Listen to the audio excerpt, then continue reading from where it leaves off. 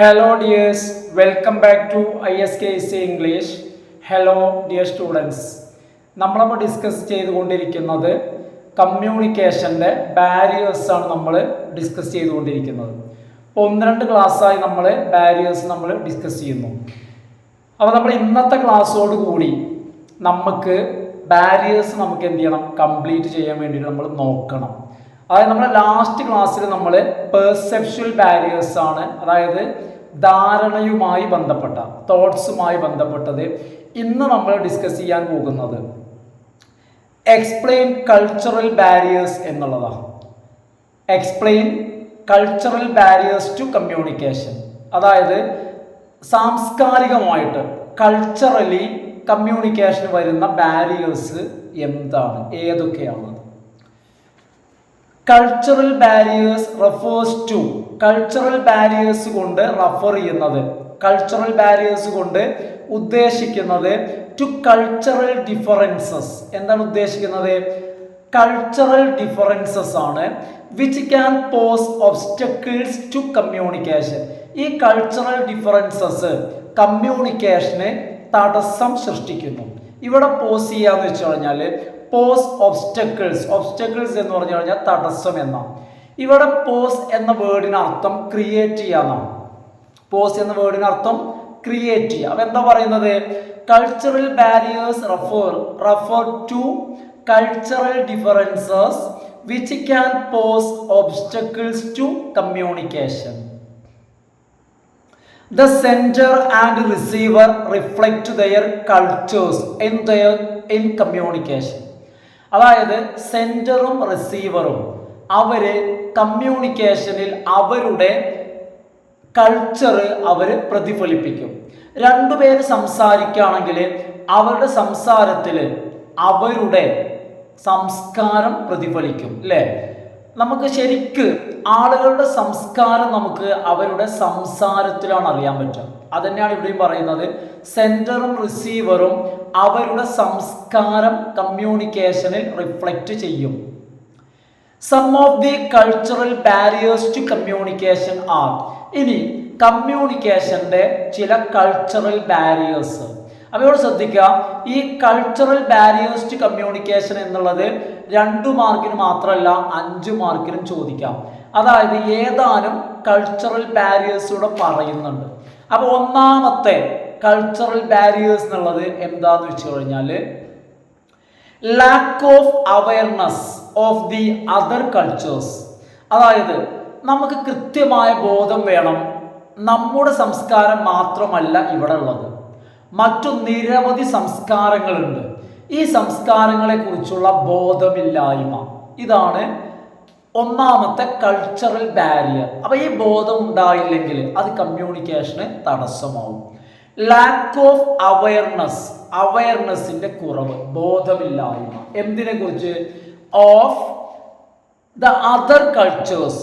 അപ്പൊ മറ്റു സംസ്കാരങ്ങളെ കുറിച്ച് ബോധമില്ലായ്മ. Can create hindrances to communication. ഇത് ആശയവിനിമയത്തിന്, കമ്മ്യൂണിക്കേഷന് ഇത് തടസ്സം സൃഷ്ടിക്കും. എന്തുകൊണ്ട്? What is polite in one communication may not be polite in another. അതായത് ഒരു കമ്മ്യൂണിക്കേഷനിൽ നമ്മൾ മാന്യമായിട്ട് കാണുന്ന കാര്യം മറ്റൊരു കമ്മ്യൂണിക്കേഷനിൽ എന്താവണമെന്നില്ല, മാന്യമാവണമെന്നില്ല. എക്സാമ്പിൾ ആയിട്ട് നിങ്ങൾ നമ്മുടെ സംസ്കാരവും അതുപോലെ തന്നെ അമേരിക്കൻ സംസ്കാരം എടുത്തോളൂ. അമേരിക്കൻ സംസ്കാര പ്രകാരം 2 വ്യക്തികൾ തമ്മിൽ കണ്ടു കഴിഞ്ഞാൽ അവരെന്താ ചെയ്യുക? അതുപോലെയാണോ നമ്മുടെ നാട്ടില്? അത് കൾച്ചറൽ ഡിഫറൻസ് ആണ്. എന്ന് വെച്ചാൽ നമ്മുടെ സംസ്കാരമാണ്, അത് അവരുടെ സംസ്കാരമാണ്. അപ്പൊ അത് മനസ്സിലാക്കാൻ കഴിയണമെങ്കിൽ എന്തു വേണം? ഇവിടെ പല പല സംസ്കാരങ്ങൾ ഉണ്ടെന്നുള്ള ഒരു അവയർനെസ് വേണം. ആ അവയർനെസ് ഇല്ലെങ്കിൽ അതെന്തു ചെയ്യും? കമ്മ്യൂണിക്കേഷനെ ബാധിക്കും എന്നുള്ളതാണ്. ഇനി അടുത്തത്, അപ്പൊ ഒന്നതാണ്, അതായത് കൾച്ചറൽ ബാരിയേഴ്സിൽ ഒന്ന് ലാക്ക് ഓഫ് അവയർനെസ്. രണ്ടാമത്തേത് സ്റ്റീരിയോ ടൈപ്പുകളാണ്. Stereotypes in the mind of the sender or receiver about the other culture. സെൻഡറുടെയോ അല്ലെങ്കിൽ റിസീവറുടെയോ മനസ്സിലുള്ള മറ്റൊരു സംസ്കാരത്തെക്കുറിച്ചുള്ള തെറ്റായ കാഴ്ചപ്പാട്, സ്റ്റീരിയോ ടൈപ്പ്. അതായത് സ്റ്റീരിയോ ടൈപ്പ് എന്ന് പറഞ്ഞു കഴിഞ്ഞാൽ ഒരു തെറ്റാണ്, ഒരു തെറ്റിദ്ധാരണ, ഒരു തെറ്റായ കാഴ്ചപ്പാട്. പക്ഷേ ആ തെറ്റായ കാഴ്ചപ്പാട് ഒരുപാട് ആളുകൾ വെച്ചു പുലർത്തും. തെറ്റായ കാഴ്ചപ്പാട് ഒരുപാട് ആളുകൾ വെച്ച് പുലർത്തുന്നത് കൊണ്ട് അത് ശരിയാവണമെന്നില്ല. ഇപ്പൊ എക്സാമ്പിൾ പറയാണ്, ചിലപ്പോൾ ഒരുപാട് ആളുകൾ വിചാരിക്കും എല്ലാ ആഫ്രിക്കക്കാരും കറുത്തിട്ടാണെന്ന്. അങ്ങനെ വിചാരിക്കുന്നത് അതൊരു സ്റ്റീരിയോ ടൈപ്പാണ്. കാരണം എല്ലാ ആഫ്രിക്കക്കാരും കറുത്തിട്ടല്ല. ഇപ്പൊ ഇത്തരത്തിൽ ഒരു സംസ്കാരത്തെക്കുറിച്ചുള്ള ഒരു സ്റ്റീരിയോ ടൈപ്പ് അത് സെൻഡറുടെ മനസ്സിലോ അല്ലെങ്കിൽ റിസീവറുടെ മനസ്സിലോ ഉള്ളതാവാം. Stereotypes in the mind of the sender or receiver about the other culture can also become a barrier to communication. അപ്പൊ ഇത്തരത്തിലുള്ള ഇപ്പൊ എന്താന്ന് വെച്ച് കഴിഞ്ഞാൽ അപ്പൊ അത്തരത്തിലുള്ളൊരു ധാരണ ആ സംസ്കാരത്തിൽപ്പെട്ട ആളുകളോട് ഇടപഴകുമ്പോൾ നമുക്കുണ്ടായിരിക്കും. അപ്പൊ അത്തരം ഒരു ധാരണ ഉണ്ടായി കഴിഞ്ഞാൽ അല്ലെങ്കിൽ ഒരു സ്റ്റീരിയോ ടൈപ്പ് മനസ്സിലുണ്ടായി കഴിഞ്ഞാൽ നമുക്ക് ശരിയായ രീതിയിൽ കമ്മ്യൂണിക്കേറ്റ് ചെയ്യാൻ പറ്റില്ല. നമ്മുടെ കമ്മ്യൂണിക്കേഷനെ അത് തടസ്സപ്പെടുത്തും. അപ്പം നിങ്ങളിവിടെ മനസ്സിലാക്കേണ്ട കാര്യം എന്താണ് സ്റ്റീരിയോ ടൈപ്പ്. അപ്പം സ്റ്റീരിയോ ടൈപ്പ് എന്ന് വെച്ച് കഴിഞ്ഞാൽ ഒരു റോങ് ഒപ്പീനിയനാണ്, അല്ലെങ്കിൽ ഒരു റോങ് അസംഷനാണ്, തെറ്റായ ധാരണയാണത്. അപ്പം എന്താ പറയുന്നത് വെച്ച് കഴിഞ്ഞാൽ ചിലപ്പോൾ അത്തരം ഒരു ധാരണ ഒരുപാട് ആളുകൾ വെച്ച് പുലർത്തുന്നുണ്ടാവാം. പക്ഷെ അത് ആ ഒരു ധാരണ വെച്ച് പുലർത്തുന്ന ആളുകളുടെ എണ്ണം നമ്മൾ നോക്കിയിട്ട് അത് ശരിയാണെന്ന് പറയാൻ പറ്റില്ല. അപ്പം ഇത്തരത്തിലുള്ള സ്റ്റീരിയോ ടൈപ്പുകൾ നമ്മുടെ കമ്മ്യൂണിക്കേഷനെ നെഗറ്റീവായിട്ട് ബാധിക്കും. There are plenty of cultural stereotypes that exist in the society. നമ്മുടെ സമൂഹത്തിൽ ഇത്തരത്തിലുള്ള ഒരുപാട് കൾച്ചറൽ സ്റ്റീരിയോ ടൈപ്പുകൾ നിലനിൽക്കുന്നുണ്ട്, ഒരുപാട്. അപ്പം നമുക്ക് അത് മനസ്സിലാക്കണം, അതിനെക്കുറിച്ച് നമുക്കൊരു ബോധം വേണം, ചിന്ത വേണം, അല്ലെങ്കിൽ നമ്മുടെ കമ്മ്യൂണിക്കേഷനെ അത് ബാധിക്കും. അപ്പോൾ ഒന്ന് നിങ്ങൾ മനസ്സിലാക്കുക സ്റ്റീരിയോ ടൈപ്പ് എന്താണ്. രണ്ടാമത്തെ കാര്യം അതെങ്ങനെ കമ്മ്യൂണിക്കേഷനെ ബാധിക്കുന്നു. ആ പോയിന്റ് നന്നായിട്ട് ഓർത്ത് വെച്ച് കഴിഞ്ഞാൽ നമുക്കത് ലഭിക്കുള്ളൂ കേട്ടോ. അപ്പോൾ ഒന്നാമത്തേത് lack of awareness of the other culture, രണ്ടാമത്തെ പോയിന്റ് സ്റ്റീരിയോ ടൈപ്പ്, ഇനി മൂന്നാമത്തെ point lack of common experience, common എക്സ്പീരിയൻസിന്റെ അഭാവം. കോമൺ എക്സ്പീരിയൻസ്, പൊതു അനുഭവത്തിന്റെ കോമൺ എക്സ്പീരിയൻസിന്റെ അഭാവം can be an obstacle to effective communication between two persons belonging to different cultures. അതായത് രണ്ട് വ്യത്യസ്തമായ സംസ്കാരത്തിൽപ്പെട്ട ആളുകൾ, ആ ആളുകൾക്കിടയിൽ ഒരു കോമൺ എക്സ്പീരിയൻസ് ഇല്ലെങ്കിൽ അത് അവരുടെ കമ്മ്യൂണിക്കേഷനെ ബാധിക്കും. അതായത് ആ രണ്ട് വ്യക്തികൾ ഒരേ സംസ്കാരത്തിൽപ്പെട്ട ആളുകളല്ല, അവർ വ്യത്യസ്ത നാട്ടുകാരായിരിക്കാം. അപ്പം അത്തരം ആളുകളെ സംബന്ധിച്ചിടത്തോളം കോമൺ എക്സ്പീരിയൻസ് ഇല്ലെങ്കിൽ അത് കമ്മ്യൂണിക്കേഷനെ ബാധിക്കും. Though they have a common language, പക്ഷെ അവരെ സംബന്ധിച്ചിടത്തോളം അവർക്ക് കമ്മ്യൂണിക്കേറ്റ് ചെയ്യാൻ ഒരു കോമൺ ലാംഗ്വേജ് ഉണ്ട്. പക്ഷേ the lack of mutual understanding of the content can be an obstacle to effective communication.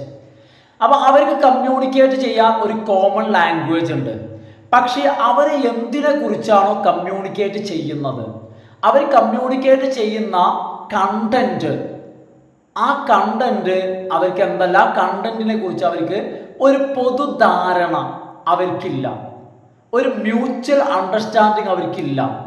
എങ്കിൽ ഇത് അവരുടെ കമ്മ്യൂണിക്കേഷനെ ബാധിക്കും. അവർ രണ്ടുപേർക്കും ആശയവിനിമയം നടത്താൻ ഒരു കോമൺ ലാംഗ്വേജ് മാത്രം ഉണ്ടായാൽ പോരാ. അതായത് ഇതുപോലെ ഇപ്പോൾ ഞാനൊരു ഇന്ത്യക്കാരൻ, ഞാനൊരു മലയാളി, ഞാൻ ഒരു വിദേശ രാജ്യത്ത് പോവാണ്. അവിടെ മറ്റൊരു രാജ്യത്തുള്ള ഒരാളുമായിട്ട് ഞാൻ സംസാരിക്കുകയാണ്. ഞങ്ങൾക്ക് രണ്ടുപേർക്കും സംസാരിക്കാൻ ഒരു കോമൺ ലാംഗ്വേജ് ഉണ്ട്, ദാറ്റ് ഈസ് ഇംഗ്ലീഷ്. ഞങ്ങൾ ഇംഗ്ലീഷ് ഉപയോഗിച്ചിട്ടാണ് എന്ത് ചെയ്യുന്നത്, കമ്മ്യൂണിക്കേറ്റ് ചെയ്യുന്നത്, കോമൺ ലാംഗ്വേജ്. പക്ഷെ എന്തിനെക്കുറിച്ച് സംസാരിക്കുന്നോ ആ വിഷയം ഞങ്ങൾക്ക് രണ്ടുപേർക്കും, ഞങ്ങളുടെ കണ്ടന്റ് എന്ന് പറയുമ്പോൾ ആ കണ്ടന്റിൽ ഞങ്ങൾക്കൊരു മ്യൂച്വൽ അണ്ടർസ്റ്റാൻഡിങ് ഇല്ല, ഒരു പൊതുധാരണ ഇല്ല ഞങ്ങൾക്ക്.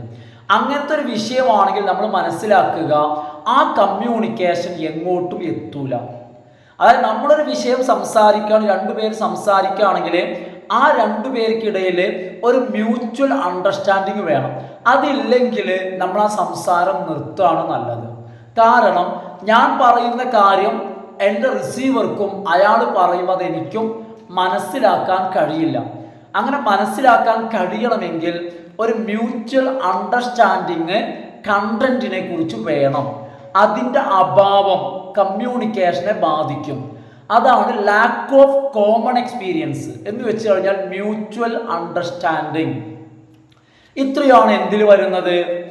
കൾച്ചറൽ ബാരിയേഴ്സിൽ വരുന്നത്. എന്തിലാണ് വരുന്നത്? Cultural barriers. പ്രധാനപ്പെട്ട 5 മാർക്കിന് ചോദിക്കാവുന്ന ചോദ്യമാണ് കേട്ടോ. ഞാനിനി ഒന്നുകൂടി പറഞ്ഞിട്ട് എൻ്റെ സമയം കളയുന്നില്ല. അടുത്ത question, define organisational barriers. Organisational barriers നിർവചിക്കാം, ഡിഫൈൻ ചെയ്യാം. ഓർഗനൈസേഷണൽ ബാരിയേഴ്സ് നിർവചിക്കുക, ഡിഫൈൻ ചെയ്യുക. എന്താണ് ഈ ഓർഗനൈസേഷണൽ ബാരിയേഴ്സ് എന്ന് പറഞ്ഞാൽ? ഓർഗനൈസേഷണൽ ബാരിയേഴ്സ്, അതായത് ഓർഗനൈസേഷൻ എന്ന് പറഞ്ഞാൽ തന്നെ സംഘടന ഓർ സ്ഥാപനപരമായിട്ടുള്ള. Organisational barriers are those barriers. അപ്പോൾ ഓർഗനൈസേഷണൽ ബാരിയേഴ്സ് എന്ന് പറഞ്ഞു കഴിഞ്ഞാൽ അത് ചില ബാരിയേഴ്സ് ആണ്, ചില തടസ്സങ്ങളാണ്. To communication that can occur, അതായത് കമ്മ്യൂണിക്കേഷന് വരുന്ന ചില തടസ്സങ്ങളാണ്. ദോസ് ബാരിയേഴ്സ് ടു കമ്മ്യൂണിക്കേഷൻ, കമ്മ്യൂണിക്കേഷനുള്ള ബാരിയേഴ്സ് ആണത്. ആ ബാരിയേഴ്സ് ഒക്കർ, അതുണ്ടാകുന്നത് സംഭവിക്കുന്നത് due to being a part of an organisation. ഒരു വ്യക്തി ഒരു സ്ഥാപനത്തിൻ്റെ ഭാഗമാകുന്നത് കൊണ്ട്. ഇപ്പം ഞാനൊരു സ്ഥാപനത്തിൻ്റെ ഭാഗമാകുമ്പോൾ, ഓർഗനൈസേഷൻ്റെ ഭാഗമാകുമ്പോൾ എനിക്ക് എന്തും അങ്ങോട്ട് എൻ്റെ ഇഷ്ടം പോലെ തുറന്നു പറയാൻ പറ്റില്ല. കാരണം ആ ഓർഗനൈസേഷൻ എനിക്ക് ചില റെസ്ട്രിക്ഷൻസ്, എനിക്ക് ചില നിയന്ത്രണങ്ങൾ ഏർപ്പെടുത്തും. ഇപ്പോൾ എക്സാമ്പിൾ പറയാണ്, എന്താന്ന് വെച്ച് കഴിഞ്ഞാൽ മതം. ഒരു ഓർഗനൈസേഷനായിട്ട് നമുക്ക് മതത്തെ കാണാം. ഞാനൊരു മതത്തിൻ്റെ പരിധിയിൽ വരുന്ന ആളായതുകൊണ്ട് എനിക്ക് ആ മതവുമായി ബന്ധപ്പെട്ട് അല്ലെങ്കിൽ മറ്റു മതങ്ങളുമായി ബന്ധപ്പെട്ട് സംസാരിക്കുന്നതിനൊരു ലിമിറ്റ് ഉണ്ട്. അതായത് ഒരു എത്തിസ്റ്റ് പറയുന്ന പോലെ എനിക്ക് പറയാൻ പറ്റില്ല. കാരണം ഓരോ മതങ്ങളും മറ്റു മതങ്ങളെ കുറിച്ച് സംസാരിക്കുന്നതിൽ ലിമിറ്റ്, കുറ്റപ്പെടുത്തി പറയാൻ പാടില്ല, എത്തിസ്റ്റ് പറയുന്ന പോലെ. കാരണം നമ്മൾ മതം എന്ന് പറയുമ്പോൾ ഒരു ഓർഗനൈസേഷനാണ്. അതേപോലെ തന്നെ ഒരു സ്ഥാപനം, ഞാനൊരു സ്ഥാപനത്തിൻ്റെ ഭാഗമാകുമ്പോൾ എനിക്ക് എന്തും അങ്ങോട്ട് തുറന്നു പറയാൻ പറ്റില്ല. അപ്പൊ നോക്കൂ, organisational barriers are those barriers to communication that can occur due to being a part of an organisation. ഒരു ഓർഗനൈസേഷന്റെ ഭാഗമാകുന്നതിലൂടെ ഉണ്ടാകുന്ന ചില ബാരിയേഴ്സ് ടു കമ്മ്യൂണിക്കേഷൻ. അത് അതിൻ്റെ ഭാഗമല്ല, ഞാനിനി ഇങ്ങോട്ട് വരുന്നില്ല, എനിക്ക് നിങ്ങളതൊന്നും വേണ്ട എന്ന് പറഞ്ഞിട്ട് അവരോടുള്ള ബന്ധം വിച്ഛേദിച്ച് ഒഴിവാക്കിയിട്ട് പോന്നു കഴിഞ്ഞാൽ പ്രശ്നമില്ല. പിന്നെ എനിക്ക് ആരും പേടിക്കേണ്ട, ഒന്നും നോക്കണ്ട, എന്തും പറയാം. പക്ഷെ ഞാനൊരു ഓർഗനൈസേഷന്റെ ഭാഗമായി കഴിഞ്ഞാൽ ആ ഓർഗനൈസേഷൻ്റെതായിട്ടുള്ള കാര്യങ്ങൾ ഞാൻ പാലിക്കണം. അപ്പൊ എക്സാമ്പിൾ, ദേ ആർ, ഏതൊക്കെയാണ് ഈ ഓർഗനൈസേഷണൽ ബാരിയേഴ്സ് എന്ന് പറയുമ്പോൾ ഇവിടെ 2-3 പറയുന്നുണ്ട് കേട്ടോ. അപ്പൊ അത് എക്സാമിന് നിങ്ങൾ എഴുതി വെക്കണം. ഒന്നാമത്തേത് policy, rules, restrictions in the institution അല്ലെങ്കിൽ ഇൻ ദ ഓർഗനൈസേഷൻ. ആ ഒരു സ്ഥാപനം അല്ലെങ്കിൽ ആ ഒരു ഇൻസ്റ്റിറ്റ്യൂഷൻ, ഓർഗനൈസേഷൻ എന്നുള്ളത് കൊണ്ടും ഇൻസ്റ്റിറ്റ്യൂഷൻ എന്നുള്ളത് കൊണ്ടും സ്ഥാപനമാണ് ഉദ്ദേശിക്കുന്നത്. ആ സ്ഥാപനത്തിൻ്റെതായിട്ടുള്ള പോളിസി, നയങ്ങള്, റൂൾസ്, റെസ്ട്രിക്ഷൻസ്. നമ്മളൊരു രാഷ്ട്രീയ പാർട്ടിയുടെ ഭാഗമായാലും മതി, അതും ഒരു ഓർഗനൈസേഷനാണ്. കാരണം നമ്മൾ അതിൻ്റെ ഉള്ളിൽ വരുമ്പോൾ, നമ്മൾ ഏതെങ്കിലും ഒരു പാർട്ടിയിൽ വന്നു കഴിഞ്ഞാൽ നമുക്ക് ഫ്രീ ആയിട്ട് സംസാരിക്കാൻ പറ്റില്ല. കാരണം എപ്പോഴും ആ പാർട്ടി നമുക്ക് നൽകുന്ന ഒരു സ്വാതന്ത്ര്യമുണ്ട്, അതിൻ്റെ ഉള്ളിൽ നിന്നേ സംസാരിക്കാവൂ. അപ്പൊ ഇത് നമ്മളുടെ കമ്മ്യൂണിക്കേഷന് തടസ്സമാകും. അപ്പൊ ഒന്ന്, policy, rules and restrictions in the institution. രണ്ടാമത്തേത് പറയുന്നത് status and hierarchy among the persons in the institution. രണ്ടാമത്തേത്, നമ്മൾ ഏത് ഇൻസ്റ്റിറ്റ്യൂഷന്റെ അല്ലെങ്കിൽ ഏത് ഓർഗനൈസേഷന്റെ ഭാഗമാണോ ആ ഓർഗനൈസേഷന്റെ ഉള്ളിലെ ആളുകൾക്കിടയിലെ ഹൈറാർക്കി. ആളുകൾക്കിടയിലെ ഹൈറാർക്കി എന്ന് പറഞ്ഞാൽ സ്ഥാനക്രമം. അതായത് ഏറ്റവും മുകളിൽ നിൽക്കുന്ന ഉദ്യോഗസ്ഥനും താഴെ നിൽക്കുന്ന ഉദ്യോഗസ്ഥനും. അപ്പൊ ഈ ഒരു ഹൈറാർക്കി ഒരു സ്ഥാപനത്തിന്റെ ഉള്ളിലുണ്ടെങ്കിൽ, കാരണം നമുക്ക് ഒരു താഴേക്കിടയിലുള്ള ഒരു ഉദ്യോഗസ്ഥന് അല്ലെങ്കിൽ താഴെ തട്ടിലുള്ള ഒരു ജോലിക്കാരന് എന്തും പറയാൻ പറ്റില്ല. കാരണം ഹൈറാർക്കി. കാരണം എപ്പോഴും നമുക്ക് നമ്മളുടെ മേലുദ്യോഗസ്ഥന്റെ അനുവാദം ചോദിക്കേണ്ടി വരും. ഇപ്പൊ എക്സാമ്പിൾ നോക്കുകയാണെങ്കിൽ തന്നെ ഒരു പോലീസ് സ്റ്റേഷനിൽ, അതായത് ഇപ്പൊ ഒരു കുറ്റാന്വേഷണത്തിന്റെ ഭാഗമായിട്ട് ചിലപ്പോൾ അവിടെ എല്ലാവരും ഉണ്ടായിരിക്കും. അതായത് IG-യും DIG-യും എല്ലാവരും ഉണ്ടായിരിക്കും. ഞാൻ എൻ്റെ ഒരു അഭിപ്രായം പറയണം കേട്ടോ. എല്ലാവരും ഉണ്ടായിരിക്കും. മേ ബി SI ഉണ്ടായിരിക്കാം, CI ഉണ്ടായിരിക്കാം, കോൺസ്റ്റബിൾ ഉണ്ടായിരിക്കാം, അല്ലേ? പക്ഷെ ഇവിടെ CIO അല്ലെങ്കിൽ IG-യോ DIG-യോ ഒക്കെ നിൽക്കുമ്പോൾ ചിലപ്പോൾ അവിടെ ഒരു SI-ക്കോ അല്ലെങ്കിൽ ഒരു കോൺസ്റ്റബിളിനോ ഡയറക്റ്റ് ആയിട്ട് പറയാൻ കഴിയണ്ടാവില്ല. അവർക്ക് അവരുടെ മേലുദ്യോഗസ്ഥനോട് പറയാം, അവര് മുകളിലേക്ക് പറയാം. അപ്പൊ അവിടെ ഇത്തരം ഒരു രീതി, ഇതാണ് നമ്മൾ ഹൈറാർക്കി കൊണ്ട് കുട്ടികളെ നമ്മൾ ഉദ്ദേശിക്കുന്നത്. ഇതാണ് ഹൈറാർക്കി എന്ന് പറയുന്നത്, സ്റ്റാറ്റസ് ആൻഡ് ഹൈറാർക്കി. ഓക്കെ, നിങ്ങൾക്ക് മനസ്സിലാവുന്നുണ്ടല്ലോ. അപ്പൊ ഒരു ഇൻസ്റ്റിറ്റ്യൂഷന്റെ ഉള്ളിൽ വരുന്ന സ്റ്റാറ്റസ് അല്ലെങ്കിൽ ഹൈറാർക്കി കമ്മ്യൂണിക്കേഷനെ ഇത്തരത്തിൽ നെഗറ്റീവായിട്ട് ബാധിക്കുന്നു. അടുത്ത പോയിന്റ് പറയുന്നത്, മൂന്നാമത്തേത്, കോംപ്ലക്സിറ്റി ഇൻ ദ സ്ട്രക്ചർ ആണ്. എന്താണ് കോംപ്ലക്സിറ്റി ഇൻ ദ സ്ട്രക്ചർ? അതായത് സ്ട്രക്ചറിൽ വരുന്ന കോംപ്ലക്സിറ്റി മീൻസ് സങ്കീർണത. സ്ട്രക്ചറിൽ വരുന്ന, ഘടനയിൽ വരുന്ന കോംപ്ലക്സിറ്റി എന്താണ് ഇത് ഞാൻ പറഞ്ഞിറങ്ങുന്നത്, എക്സ്പ്ലെയിൻ ചെയ്യാം. ഇതിന് എക്സ്പ്ലനേഷൻ ആയിട്ട് താഴെ ഒരു വരി വരുന്നുണ്ട്. നോക്കൂ, ഇലാബറേറ്റ് പ്രൊസീജിയേഴ്സ് ഹിൻഡർ കമ്മ്യൂണിക്കേഷൻ. ചിലപ്പോൾ ചില കാര്യങ്ങൾ പറയുന്നതിന്, ചില കാര്യങ്ങൾ ചെയ്യുന്നതിന് വലിയ നടപടിക്രമങ്ങൾ ഉണ്ടാവും. നമുക്ക് ചില കാര്യങ്ങൾ ചിലയിടത്ത്, ഇപ്പൊ എക്സാമ്പിൾ പറയുകയാണെങ്കിൽ പഞ്ചായത്തിലും വില്ലേജിലും കാര്യങ്ങൾ നടന്നു കിട്ടാൻ ഒറ്റയടിക്ക് അങ്ങോട്ട് ചെന്ന് കാര്യങ്ങൾ, നമ്മളൊരു പലചരക്ക് കടയിൽ പോയിട്ട് സാധനങ്ങൾ വാങ്ങി പോരുന്ന പോലെ പഞ്ചായത്തിലോ വില്ലേജിലോ പോയിട്ട് ആനുകൂല്യം ഇങ്ങോട്ട് വാങ്ങി ഓടാൻ പറ്റില്ല. അതിനെന്തുണ്ടായിരിക്കാം? വിശാലമായിട്ടുള്ള പ്രൊസീജിയേഴ്സ് ഉണ്ടായിരിക്കും. അപ്പൊ എന്താന്ന് വെച്ചാൽ ഇത്തരത്തിലുള്ള എലാബറേറ്റ് പ്രൊസീജിയേഴ്സ്, വലിയ നടപടിക്രമങ്ങൾ, ഈ നടപടിക്രമങ്ങളെയാണ് നമ്മൾ കോംപ്ലക്സിറ്റി ഇൻ സ്ട്രക്ചർ എന്ന് പറയുന്നത്. ഈ നടപടിക്രമങ്ങൾ പലപ്പോഴും hinder the communication തടസ്സമാകുന്നു.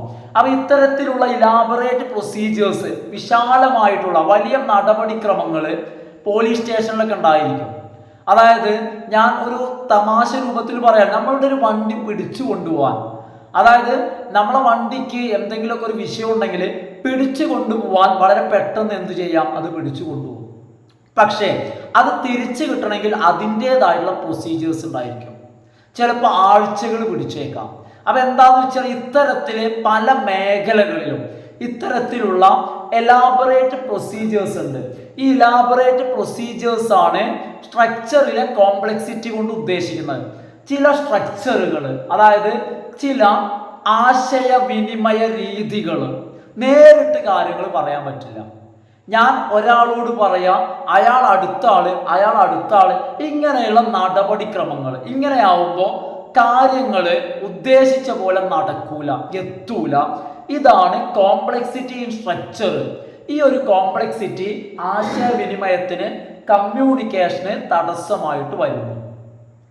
Last one, lack of facilities in the institution അല്ലെങ്കിൽ ഓർഗനൈസേഷൻ.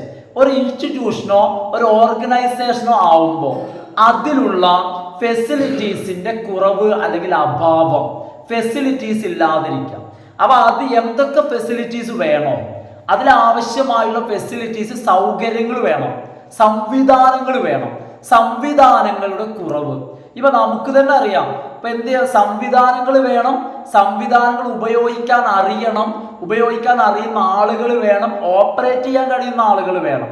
അപ്പൊ ഇതിൻ്റെയൊക്കെ അഭാവമാണ് എന്ത്, ലാക്ക് ഓഫ് ഫെസിലിറ്റീസ്. ഇപ്പൊ കമ്പ്യൂട്ടറോ മൈക്കോ മറ്റ് സംവിധാനങ്ങളോ മാത്രം പോരാ, അത് ഉപയോഗിക്കാൻ അറിയുന്ന ആളുകളും അതുപോലെ തന്നെ സംവിധാനങ്ങൾ ഉണ്ടെങ്കിലേ കാര്യങ്ങൾ നടക്കേണ്ട സമയത്ത് നടക്കേണ്ട പോലെ നടക്കുള്ളൂ, അല്ലേ? ഇതിന്റെ ഈ അഭാവത്തിനാണ് നമ്മൾ ലാക്ക് ഓഫ് ഫെസിലിറ്റീസ് എന്ന് പറയുന്നത്. ആവശ്യങ്ങൾ അല്ലെങ്കിൽ സൗകര്യങ്ങളുടെ അഭാവം എന്നാണ് ഇതുകൊണ്ട് ഉദ്ദേശിക്കുന്നത്. അടുത്ത ക്വസ്റ്റ്യൻ പറയുന്നത് explain gender barriers. Gender barriers explain ചെയ്യാം, പ്രധാനപ്പെട്ട ക്വസ്റ്റ്യൻ ആട്ടോ. അപ്പൊ എന്താന്ന് വെച്ച് കഴിഞ്ഞാല് ഇവിടെ ഞാൻ കട്ട് ചെയ്യാതെ എല്ലാം പറയുന്നത് എന്താ കാര്യം എന്ന് വെച്ച് കഴിഞ്ഞാല് ചില ബാരിയേഴ്സ് ചിലതായിട്ടാണ് എക്സാമിന് ചോദിക്കല്. അങ്ങനെ നോക്കുമ്പോൾ ഇതിലെല്ലാം എക്സാമിന് ചോദിക്കാൻ സാധ്യതയുള്ളവയാണ്. അപ്പൊ നമുക്ക് എല്ലാം നോക്കി വെച്ചാൽ, കാരണം ഇന്നത് ചോദിക്കും എന്ന് നമുക്ക് പറയാൻ കഴിയില്ല.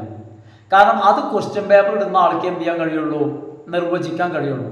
കാരണം ഏതിനാണ് പ്രാധാന്യം, ഏത് ബാരിയറാ സാറേ ചോദിക്കാന്ന് പറഞ്ഞാൽ എനിക്ക് മുൻകൂട്ടി പറയാൻ കഴിയില്ല.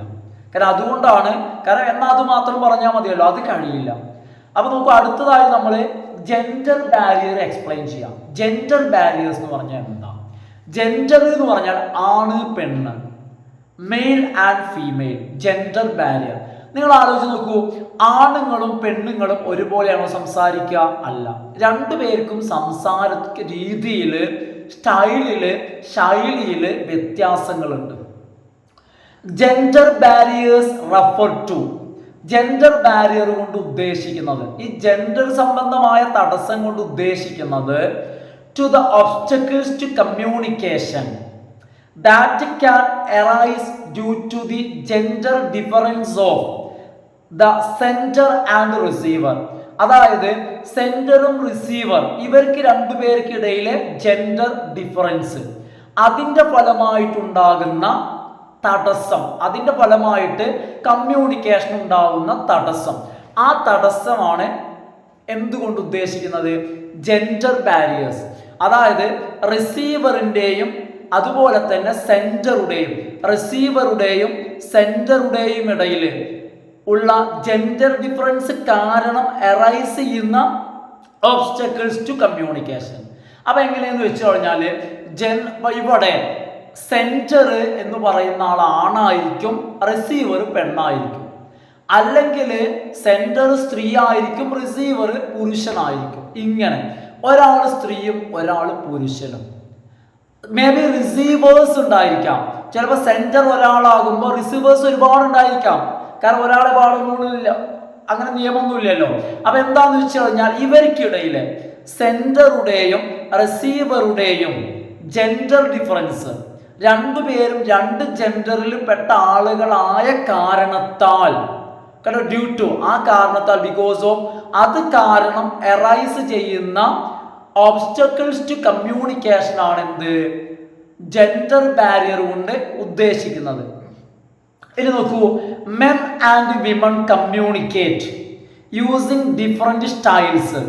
സ്ത്രീയും പുരുഷനും സംസാരിക്കുന്നത് വ്യത്യസ്തമായിട്ടുള്ള സ്റ്റൈലുകൾ ഉപയോഗിച്ചിട്ടാണ്, ഒരേപോലെയല്ല. കാരണം രണ്ടുപേരുടെയും സംസാര സ്റ്റൈൽ രീതി തന്നെ പൊതുവെ ശ്രദ്ധിച്ചാൽ അറിയാൻ കഴിയും. പുരുഷൻ്റേത് എന്ന് പറയുന്നത് എന്തായിരിക്കാം, ഒരു ആജ്ഞയുടെ സ്വരത്തിലായിരിക്കും, അല്ലേ? ഇനി ഇവിടെ പറയുന്നത് തന്നെ നിങ്ങൾ നോക്കൂ, മസ്കുലിൻ കമ്മ്യൂണിക്കേഷൻ ഈസ് ഡയറക്റ്റ്. അതായത് പുരുഷന്റെ സംസാര ശൈലി എന്ന് പറയുന്നത്, സംസാര രീതി എന്ന് പറയുന്നത് ഡയറക്റ്റ് ആണ്, ഓപ്പൺ ആയിട്ട് കമാൻഡ് ചെയ്യുന്ന രീതിയിൽ, കാര്യം തുറന്നു പറയുന്ന രീതിയിലാണ് മസ്കുലിൻ കമ്മ്യൂണിക്കേഷൻ എന്ന് പറയുന്നത്. വൈൽ ഫെമിനൈൻ കമ്മ്യൂണിക്കേഷൻ എന്നാൽ അതേ സമയം തന്നെ സ്ത്രീകളുടെ സംസാരം അല്ലെങ്കിൽ സ്ത്രീകളുടെ സംഭാഷണം ഗിവ്സ് ഇമ്പോർട്ടൻസ് ടു ഇമോഷൻസ്. സ്ത്രീകള് വൈകാരികതയ്ക്കാണ് കൂടുതൽ പ്രാധാന്യം കൊടുക്കുക. പുരുഷന്മാർ പറയും എന്താ ചെയ്യുക, കാര്യങ്ങൾ സ്ട്രെയിറ്റ് ആയിട്ട് പറയും, മര്യാദക്ക് നാളൊക്കെ നമ്മൾ ചെയ്തോളൂ, ഡയറക്റ്റ് ആണ്. എന്നാൽ സ്ത്രീകൾ അങ്ങനെയല്ല, സ്ത്രീകള് ഇമോഷൻസ്, വൈകാരികത വർക്കൗട്ട് ചെയ്യാൻ നോക്കും, അല്ലെ? ഇമോഷൻസ് അതിന് കൂടുതൽ പ്രാധാന്യം കൊടുത്തിട്ടാണ് സ്ത്രീകൾ സംസാരിക്കുക. ദ ടു ജെൻഡേഴ്സ്, ഈ രണ്ട് ജെൻഡറുകൾ, സ്ത്രീകളും പുരുഷന്മാരും, രണ്ട് ആളുകളും, അതായത് റിസീവർ ആയിട്ടാണെങ്കിലും സെൻഡർ ആയിട്ടാണെങ്കിലും ഈ രണ്ട് ജെൻഡറുകളും look at a topic differently. ഒരു ടോപ്പിക്ക്, ഒരു വിഷയത്തെ അല്ലെങ്കിൽ സെയിം ടോപ്പിക്കിനെ രണ്ടു കൂട്ടരും ഒരേ രീതിയിലല്ല കാണുന്നത്.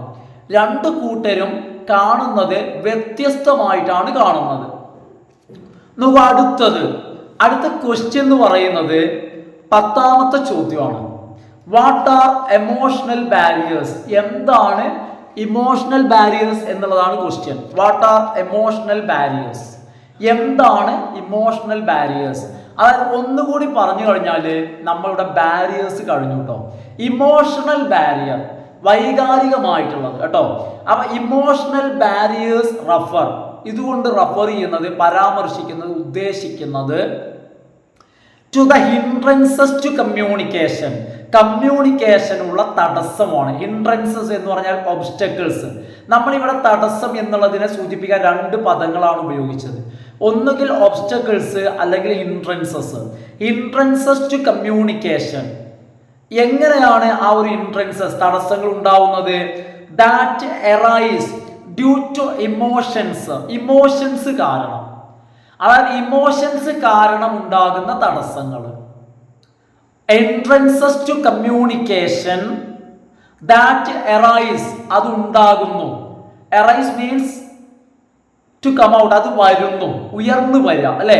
ആ ഒരു തടസ്സം വരുന്നു എന്ത് കാരണത്താല്? Due to emotions, because of emotions കാരണം. അതിന്റെ എക്സാമ്പിൾ പറയുമ്പോൾ നിങ്ങൾക്ക് സംഭവം കത്തും. നിങ്ങൾക്ക് നോക്കൂ, അൺകൺട്രോൾഡ് ഇമോഷൻസ്, നമ്മളുടെ അനിയന്ത്രിതമായ ഇമോഷൻസ്, നിയന്ത്രിക്കാൻ കഴിയാത്ത ഇമോഷൻസ്, അതിങ്ങനെ കിടന്ന് കത്തുമ്പോൾ അത്തരം ഇമോഷൻസ് ലൈക്ക് ഫിയർ, അത് ഭയമായിക്കോട്ടെ, സോറോ ഓർ ഈവൺ ഹാപ്പിനെസ്, അത് സന്തോഷമാണെങ്കിൽ പോലും ക്യാൻ അഫക്റ്റ് ഇഫക്റ്റീവ് കമ്മ്യൂണിക്കേഷൻ, അത് ഫലപ്രദമായിട്ടുള്ള ആശയവിനിമയത്തെ ബാധിക്കും എന്നുള്ളതാണ്. ഇപ്പൊ എന്താന്ന് വെച്ച് കഴിഞ്ഞാല് നമുക്ക് ഭയങ്കര സന്തോഷമുള്ള സമയമാണ്. നമ്മളെ റിസൾട്ട് വന്നു, നമുക്ക് നല്ല മാർക്ക് കിട്ടി, നമുക്ക് നല്ല ഗ്രേഡാണ്. ആ സമയത്ത് ഇതിനറിഞ്ഞ ഉടനെ നമ്മളെ ഭയങ്കരമായിട്ടുള്ള ആ ഒരു അമിതമായ സന്തോഷം, ഓവർ ഹാപ്പിനെസ് അല്ലേ, ആ ഭയങ്കരമായ സന്തോഷമുള്ള സമയത്ത് നമുക്ക് ആ കാര്യം അങ്ങോട്ട്, നമ്മളിപ്പോൾ ഒരാളോട് ഫോൺ വിളിച്ച് പറയാം, വളരെ വേണ്ടപ്പെട്ട ഒരാൾക്ക് വിളിക്കാണ്, പക്ഷെ ആ സന്തോഷം കാരണം കാര്യം ചിലപ്പോൾ നമുക്ക് അങ്ങോട്ട് പറയാൻ കഴിയാതെ വരും. അപ്പൊ എന്താന്ന് വെച്ച് കഴിഞ്ഞാല് ഇവിടെ സങ്കടമാണെങ്കിലും ശരി, സോറോ, അതുപോലെ തന്നെ ഫിയർ, ഭയന്ന് കഴിഞ്ഞാൽ, വല്ലാതെ ഭയന്ന് കഴിഞ്ഞാലും നമുക്ക് കാര്യം പറയാൻ കഴിയില്ല. അപ്പൊ അതാണ് ഇവിടെ പറയുന്നത്, അൺകൺട്രോൾഡ് ഇമോഷൻസ് കമ്മ്യൂണിക്കേഷനെ തടസ്സപ്പെടുത്തും. ഇനി some of the emotional barriers to communication are, ഇത്തരത്തിലുള്ള ചില ഇമോഷണൽ ബാരിയേഴ്സ്, ഏതെല്ലാം ഇമോഷൻസ് ആണ് ബാരിയേഴ്സ് ആയിട്ട് വരിക? അപ്പൊ നോക്കിക്കോളൂ. ഒന്ന്, സ്ട്രെസ്. ഭയങ്കര സ്ട്രെസ് ഉണ്ടായി കഴിഞ്ഞാൽ, ഭയങ്കരമായ സ്ട്രെസ്, ഭയങ്കര ടെൻഷൻ ഉണ്ടെങ്കിൽ കഴിയില്ല. അതുപോലെ തന്നെ പിന്നെ ആറ്റിറ്റ്യൂഡ്, ഓരോരുത്തരുടെ മനോഭാവം, ലാക്ക് ഓഫ് കോൺഫിഡൻസ്, ആത്മവിശ്വാസക്കുറവ്. ഇപ്പൊ നമ്മൾ എന്തെങ്കിലും ഒരു കാര്യം പറയാണെന്ന് നോക്കും, ഒരു ചോദ്യം ചോദിച്ചു കഴിഞ്ഞാൽ അതിന് ആൻസർ ചെയ്യുകയാണെങ്കിൽ നമുക്ക് നല്ല ആത്മവിശ്വാസം ഉണ്ടെങ്കിലേ നമുക്ക് കൃത്യമായിട്ട് പറയാൻ കഴിയുള്ളൂ. അപ്പൊ ഈ 3 കാര്യങ്ങളാണ് എക്സാമ്പിൾ ആയിട്ട് വരുന്നത്. ഒന്നാമത്തേത് stress, attitude, lack of confidence. All these are examples to emotional barriers to communication. ഇനി ഞാൻ പറയുന്നത് ലാസ്റ്റ് ആണ് കേട്ടോ, അതായത് 11ാമത്തെ ചോദ്യം. ഇതോടുകൂടി നമ്മളെ വീഡിയോ നമ്മൾ വൈൻഡപ്പ് ചെയ്യും. ചോദ്യം ഇതാണ്, explain mechanical or technological barriers. എന്താണ് മെക്കാനിക്കൽ അല്ലെങ്കിൽ ടെക്നോളജിക്കൽ ബാരിയേഴ്സ് എന്ന് പറഞ്ഞാൽ? എന്താണ് മെക്കാനിക്കൽ ഓർ ടെക്നോളജിക്കൽ? ആൻസർ നോക്കിക്കോളൂ. Mechanical or technological barriers are those obstacles. അതും ചില തടസ്സങ്ങളാണ്. എങ്ങനെയാണ് ആ തടസ്സങ്ങൾ ഉണ്ടാവുന്നത്? Obstacles to communication that result. ആ തടസ്സങ്ങൾ, റിസൾട്ട്, ഇത് കാരണമായിട്ടാണ് ഉണ്ടാവുന്നത്. റിസൾട്ട് എന്ന് പറഞ്ഞാൽ ഇതിന്റെ ഫലമായിട്ട്, ഇതിന്റെ റിസൾട്ടായിട്ട്. എന്തിന്റെ റിസൾട്ടായിട്ടാണ് ഈ തടസ്സം ഉണ്ടാവുക?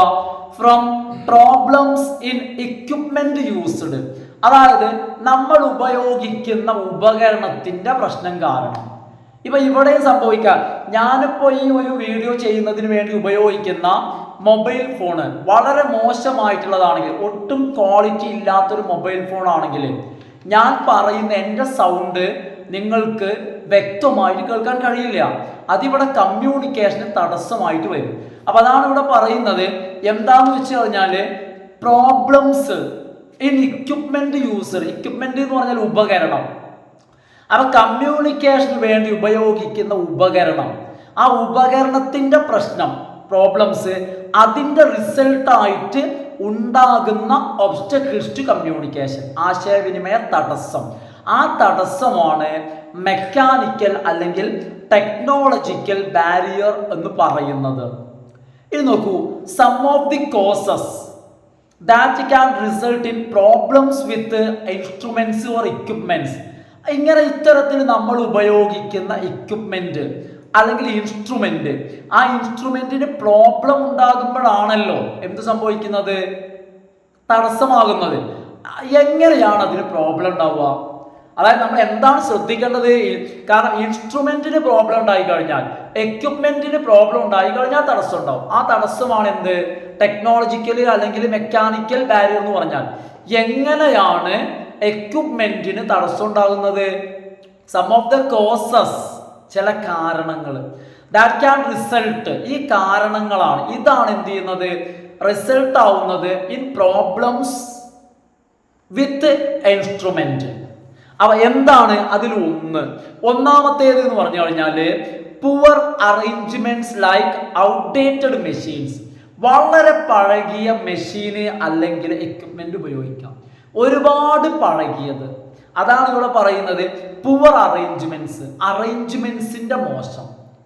കാരണം നമ്മളൊരു കാര്യം ഉദ്ദേശിക്കുമ്പോൾ അതിന് വേണ്ട അറേഞ്ച്മെന്റ്സ്, സെറ്റിങ്സ് വേണം, സെറ്റപ്പ് വേണം. ഇപ്പൊ ഞാൻ ഇങ്ങനെ ഒരു ക്ലാസ് ചെയ്യാന്ന് പറയുമ്പോൾ അതിന് വേണ്ട ഒരു ഫെസിലിറ്റി വേണം, ഒരു സൗകര്യം, അറേഞ്ച്മെന്റ്, എക്യുപ്മെന്റ്, ഇൻസ്ട്രുമെന്റ് വേണം. കാരണം അതിന് കുറവ് വന്നു കഴിഞ്ഞാൽ ഇതിനെ ബാധിക്കും. രണ്ടാമത്തെ കാര്യം എന്ന് പറയുന്നത്, രണ്ടാമത്തേത് ബാഡ് ഓഫീസ് ലേഔട്ട്. അതായത് മോശമായിട്ടുള്ള ഓഫീസ് ലേഔട്ട്, അതായത് മോശമായിട്ടുള്ള ഓഫീസിന്റെ സെറ്റപ്പ് പോരായ്മ. ബാഡ് ഓഫീസ് ലേഔട്ട് പറഞ്ഞാൽ ഞാൻ എവിടെ വെച്ചിട്ടാണോ ഞാൻ വർക്ക് ചെയ്യുന്നത് അവിടുത്തെ സ്ഥലപരിമിതി, അവിടെയുള്ള ഉപകരണങ്ങൾ ശരിയായ രീതിയിൽ ഉപയോഗിക്കാൻ കഴിയാതിരിക്കാം, അതിനുള്ള ഒരു സ്ഥല പരിമിതി ഇല്ലാണ്ടിരിക്കാം. ഏതുപോലെ, ബാഡ് ലൈറ്റിങ് പോലെ. ഇപ്പൊ ഞാനൊരു വീഡിയോ എടുക്കുകയാണെന്ന് വെക്കാം. കാരണം വീഡിയോ ആകുമ്പോൾ അതിനാവശ്യമായിട്ടുള്ള ലൈറ്റും സെറ്റപ്പുള്ള സ്റ്റുഡിയോ വേണം. അപ്പൊ അതിന്റെ കുറവാണ് നമ്മൾ ബാഡ് ഓഫീസ് ലേഔട്ട് എന്ന് പറയുന്നത്. ആവശ്യമായ സൗകര്യങ്ങൾ, കാരണം എന്താണെങ്കിൽ അത് ഉപയോഗിക്കാനുള്ള പരിമിതി, സൗകര്യമില്ലായ്മ. അടുത്തത് റോങ് മീഡിയം എന്നുള്ളതാണ്. Wrong medium. അപ്പൊ റോങ് മീഡിയം എന്ന് പറഞ്ഞാൽ നിങ്ങൾ മനസ്സിലാക്കുക, എന്താണ് റോങ് മീഡിയം കൊണ്ട് ഉദ്ദേശിക്കുന്നത്. ഇപ്പൊ ഞാനിപ്പോ ഒരു കമ്മ്യൂണിക്കേഷൻ ചെയ്യാൻ വേണ്ടിയിട്ട് ഒരു മീഡിയം തിരഞ്ഞെടുക്കുമ്പോൾ, ഇപ്പൊ ഞാൻ പറയാണ് എൻ്റെ സ്റ്റുഡൻസിനോട് പറയാം, മക്കളെ നമുക്ക് ഗൂഗിൾ മീറ്റിൽ ക്ലാസ് വെക്കാൻ വെക്കാം. അപ്പൊ ഗൂഗിൾ മീറ്റ് എപ്പോഴാണ് റോങ് മീഡിയം ആകുന്നത്? എൻ്റെ സ്റ്റുഡൻസിന് അത് ഉപയോഗിക്കാൻ അറിയാതെ വരുമ്പോൾ. അപ്പൊ എൻ്റെ ഓഡിയൻസ് ആരാണോ അവർക്ക് പരിചയമില്ലാത്ത, അവർക്ക് ഫെമിലിയർ അല്ലാത്ത ഒരു മീഡിയം ഞാൻ ചൂസ് ചെയ്യാം. അങ്ങനെ ചൂസ് ചെയ്ത് കഴിഞ്ഞാൽ അത് ഇഫക്റ്റീവ് കമ്മ്യൂണിക്കേഷനെ ബാധിക്കും. നിങ്ങൾക്ക് മനസ്സിലായി എന്ന് ഞാൻ പ്രതീക്ഷിച്ചുകൊണ്ടാണ് അധികം എക്സ്പ്ലെയിൻ ചെയ്യാതെ പോകുന്നത് കേട്ടോ. പിന്നെ ഞാൻ ഉദ്ദേശിക്കുന്ന ഒരു ലിമിറ്റിക്ക് വീഡിയോ എത്തിയിട്ടുണ്ട്, time. Last point, high cost of technology. ടെക്നോളജിയുടെ ഹൈ കോസ്റ്റ്. അപ്പൊ എന്താന്ന് വെച്ച് കഴിഞ്ഞാൽ ഇപ്പൊ നമുക്ക് ഇപ്പൊ ഇങ്ങനെ ഒരു ക്ലാസ് നടക്കുകയാണെന്ന് വെക്കാം, ഒരു ഓൺലൈൻ ക്ലാസ്. ചിലപ്പോൾ ഒരു ഓൺലൈൻ ക്ലാസ് നടക്കുമ്പോൾ എല്ലാവർക്കും ലാപ്ടോപ്പ് വാങ്ങാൻ കഴിഞ്ഞോളന്നില്ല. ടീച്ചർ ലാപ്ടോപ്പ് ഒക്കെ വെച്ച് ക്ലാസ് എടുക്കുന്നു. എല്ലാ സ്റ്റുഡൻസിനോടും പറയാം, നിങ്ങളൊക്കെ ലാപ്ടോപ്പ് ഒക്കെ വാങ്ങി സെറ്റായിട്ടിരിക്കും. അപ്പോൾ ഇത് വാങ്ങാനുള്ള കഴിവില്ലായ്മ, ടെക്നോളജിയുടെ കോസ്റ്റ്. അപ്പൊ ഇതിന് വരുന്ന ഒരു ചെലവ് അഫോർഡ് ചെയ്യാൻ കഴിയാതിരിക്കാം, അത് വാങ്ങാൻ കഴിയാത്ത അവസ്ഥ. അതാണ് എന്തുകൊണ്ട് ഉദ്ദേശിക്കുന്നത് ഹൈ കോസ്റ്റ് ഓഫ് ടെക്നോളജി. അതായത് കാരണം നമുക്ക് സാങ്കേതികത എത്ര കണ്ട് മെച്ചപ്പെടുന്നു. ഇപ്പൊ എൻ്റെ ക്ലാസ് തന്നെ ഞാൻ ഇതിന് ഭയങ്കര സെറ്റപ്പ് ഉപയോഗിക്കുകയാണെങ്കിൽ എൻ്റെ ക്ലാസ്സിൻ്റെ വിഷ്വലും ഓഡിയോ ഒക്കെ എന്തായിരിക്കും, ഭയങ്കര ലെവലായിരിക്കും. പക്ഷെ എന്തുകൊണ്ട് അവിടെ ഹൈ കോസ്റ്റ് വരുന്നുണ്ട്. കാരണം നമുക്ക് താങ്ങുന്ന കോസ്റ്റേ നമ്മളെ കൊണ്ട് പറ്റുള്ളൂ. അപ്പം ഇതും ഒരു വിഷയമായിട്ട് വരുന്നുണ്ട്. അപ്പം ഇന്നത്തെ ക്ലാസ് ഇതോടുകൂടി ബാരിയേഴ്സ് കഴിഞ്ഞു. ഇനി കമ്മ്യൂണിക്കേഷൻ മെച്ചപ്പെടുത്താൻ വേണ്ടി ഉപയോഗിക്കുന്ന ഗൈഡ് ലൈൻസ് ആണ് അടുത്ത ക്ലാസ് മുതൽ കേട്ടോ. അപ്പം ഇന്നത്തെ ക്ലാസ് സ്റ്റുഡൻസ് ഞാനിവിടെ വൈൻഡപ്പ് ചെയ്യാണ്. നിങ്ങൾ നോട്ടൊക്കെ ശ്രദ്ധിച്ച് എഴുതിയെടുക്കുക, പോയിന്റ്സ് ഒക്കെ എന്ത് ചെയ്യുക, ഒന്ന് ക്ലിയർ ആക്കി എടുക്കുക. ഡൗട്ട്സ് എന്തെങ്കിലുമൊക്കെ ഉണ്ടെങ്കിൽ ചോദിക്കുക. അതുപോലെ തന്നെ ക്ലാസ് ഒക്കെ ഒന്ന് ലൈക്ക് ചെയ്ത് കാണുക, ഷെയർ ചെയ്യുക. ഞാൻ നേരത്തെ പറഞ്ഞു, എനിക്കറിയാം നിങ്ങൾ മാക്സിമം എല്ലാം ചെയ്യുന്നുണ്ട് കേട്ടോ, എനിക്കറിയാം. ഇനി മാത്രമല്ല പിന്നെ സബ്സ്ക്രൈബ് ചെയ്യാത്ത ആളുകൾ സബ്സ്ക്രൈബ് ചെയ്ത് കാണുക. Okay, thanks for watching.